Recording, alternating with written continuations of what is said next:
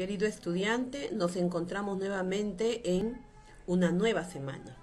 Estamos en la semana de la sesión 3, que tiene como título La década del Fujimorismo y la lucha contra el terrorismo.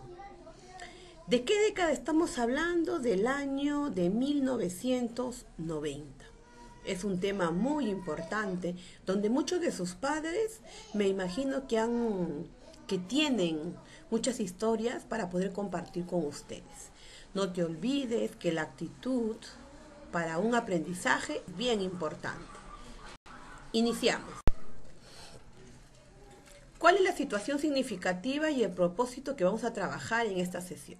Como bien saben, en la década de 1990, nuestro país, nuestro querido Perú, entró en un régimen totalmente autoritario, teniendo como líder al expresidente Alberto Fujimori, donde podemos evidenciar también que va a haber muchos cuestionamientos respecto a su gobierno, ya que para obtener la aprobación del pueblo realizó muchas acciones muy cuestionables. En su gobierno vamos a evidenciar los famosos Vladivideos, donde fue el boom y se podría decir un gran acontecimiento que nosotros como población fuimos testigos de ello. Nos preguntamos a quiénes beneficiaban estos Vladivideos, cuál fue la postura o la función que cumplieron los medios de comunicación en esta etapa de nuestra historia. Frente a esta situación significativa, vamos a plantear el siguiente propósito. Primero, vamos a utilizar diversas fuentes. Entre ellos pueden ser entrevistas, entre ellos pueden ser conversatorios con tu familia. ¿Para qué? Para investigar sobre este hecho en esa época. Y también evidenciar el rol que cumplía el terrorismo dentro del gobierno de 1990 con Alberto Fujimori. Muy bien, acá tú puedes evidenciar qué es lo que pasó, quién gobernaba antes de Alberto Fujimori. Tenemos al segundo gobierno de Alan García Pérez, recordemos, el partido aprista. Muy bien, tú puedes evidenciar algunos hechos que sucedió en el gobierno de Alan García, por ejemplo, la hiperinflación, la crisis económica que atravesó nuestro país. Y debajo tienes una línea de tiempo, ¿no? Recuerda su segundo gobierno de Alan García, su primer gobierno de Alberto Fujimori y su reelección. Ahí estamos hablando de los años 2000. Muy bien, ¿qué es lo que se puede evidenciar en el gobierno de Alberto Fujimori? Nosotros vemos que en esas elecciones de 1990 ya quedaron como candidatos Mario Vargas Llosa y Alberto Fujimori. Frente a esto, nosotros evidenciamos que se fueron en estas elecciones a la segunda vuelta. Y en la segunda vuelta, el triunfo fue para nuestro expresidente Alberto Fujimori con el 62,4% de los votos, mientras que Vargas Llosa consiguió un 37,6%. Y en 1990, Fujimori fue elegido presidente. Pero también sabemos que en la Constitución política se prohíbe la reelección.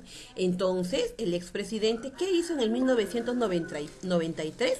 Va a promulgar la Constitución estableciendo una reelección. Por ende, en 1995 él fue reelegido por primera vez con su partido El Cambio 90, la nueva mayoría. Muy bien, eso fue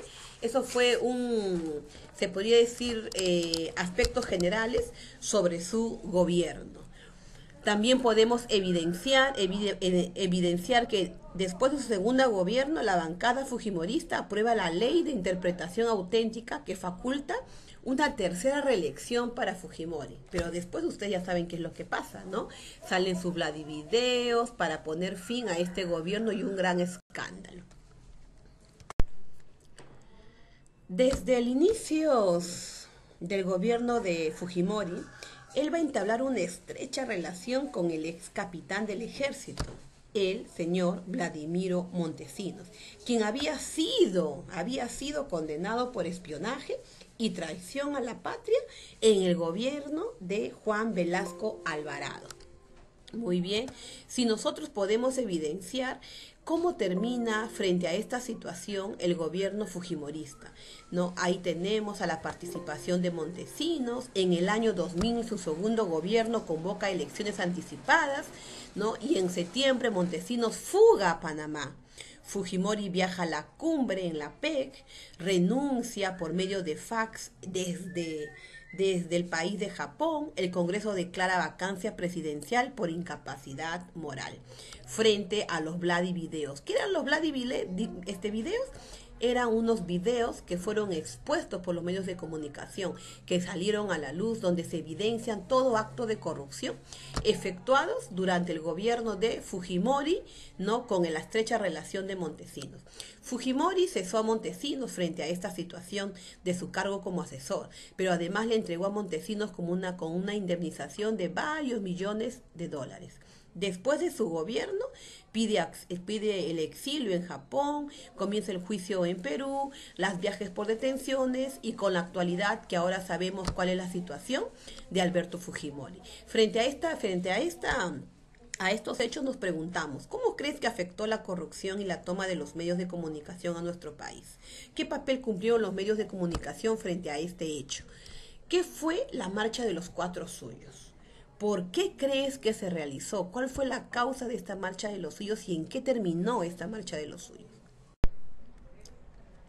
Vamos a recordar que en el primer gobierno de Alberto Fujimori en 1990, tanto el Estado como la sociedad civil y toda la población nos vamos a enfrentar al terrorismo, ¿no? Pero gracias a Dios se logró derrotarlo. No obstante, también fue un periodo en el que, ¿cómo lo podemos decir?, en el que se desplegó plenamente del autoritarismo y la corrupción del régimen fujimorista. Ahí podemos evidenciar al líder de Sendero Luminoso, que es Abimael Guzmán, y también el otro grupo terrorista, que es el MRTA, el Movimiento Revolucionario Túpac Amaru II. Podemos evidenciar varias acciones terroristas frente a la sociedad, frente a la población, donde evidenciamos también que en Ayacucho especialmente va a ser su punto de movimiento de estos terroristas que van a quitarnos la paz en nuestro país, ¿no?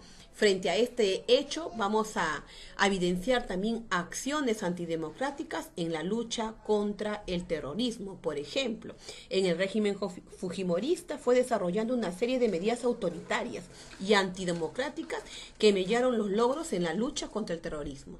En 1991, se formó el grupo Colina, que es un destacamento de operaciones especiales dentro de los servicios de inteligencia del ejército. ¿Qué va a hacer este grupo? Este grupo busca obtener información de la Dirección Nacional contra el Terrorismo para así eliminar a miembros de las agrupaciones terroristas a través de los secuestros, desapariciones y asesinatos. Muy bien, y el Poder Judicial va a establecer posteriormente que tanto el presidente Alberto Fujimori como su asesor Vladimiro Montesinos y el general Nicolás de Bari Hermosa Ríos tenían conocimiento de las acciones de este grupo, ¿no? Tú vas a evidenciar muchas acciones que sucedió entre 1990 hasta el año 2000. Se va a decretar el estado de emergencia, una situación de grave alteración del orden político en la cual el gobierno suspende todas las garantías constitucionales.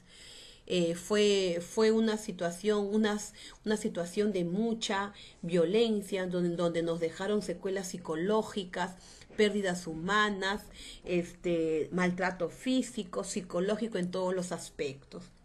Muy bien, chicos, la violencia va a causar pérdidas económicas y afectó con mayor dureza las zonas especialmente de mayor pobreza.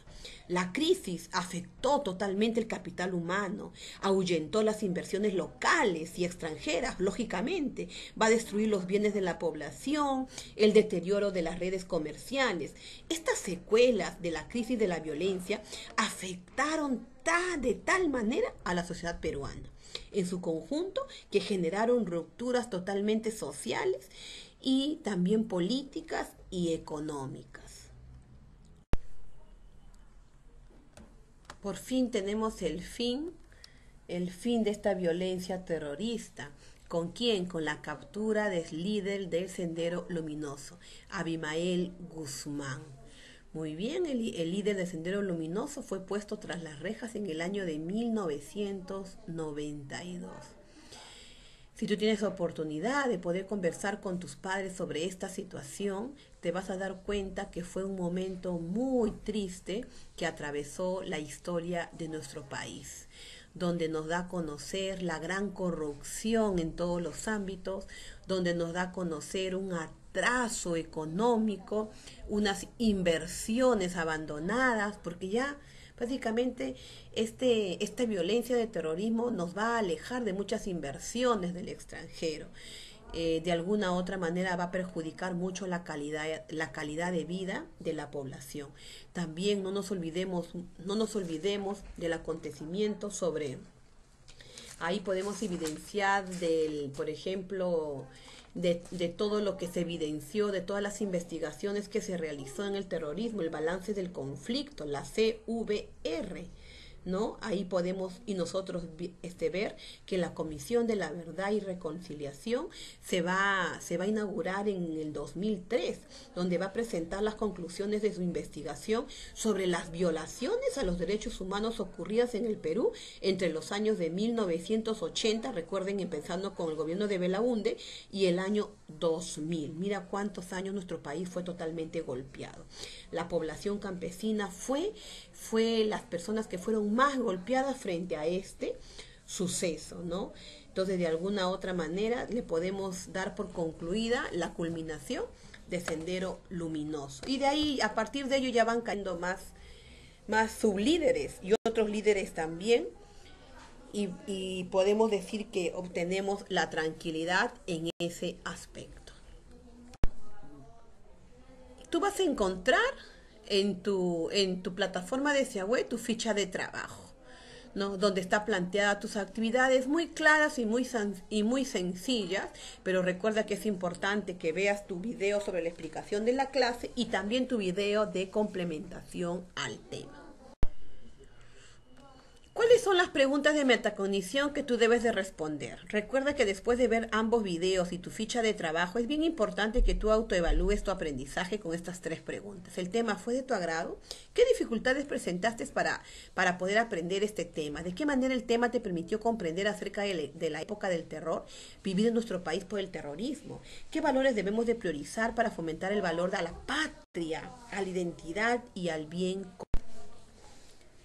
Bueno, querido estudiante, llegamos al final de la sesión. Yo sé que es un tema muy importante. No te olvides dialogar con tu familia, porque tanto tu papá como tu mamá han estado en esa época tan triste de nuestro país. Entonces, ellos son los principales testigos de este hecho histórico, ¿no? De esta situación, de esta historia, nuestra historia en sí. Muy bien, chicos, muchísimas gracias se podría decir por su participación, por su constancia, y no te olvides el gran lema de nuestra institución educativa: ser bonifacino es compromiso de honor. Llevar ese lema bien en nuestra mente y en nuestro corazón. Bye bye, chicos, con nosotros será hasta la otra oportunidad. Cuídense mucho y bendiciones para cada uno de ustedes.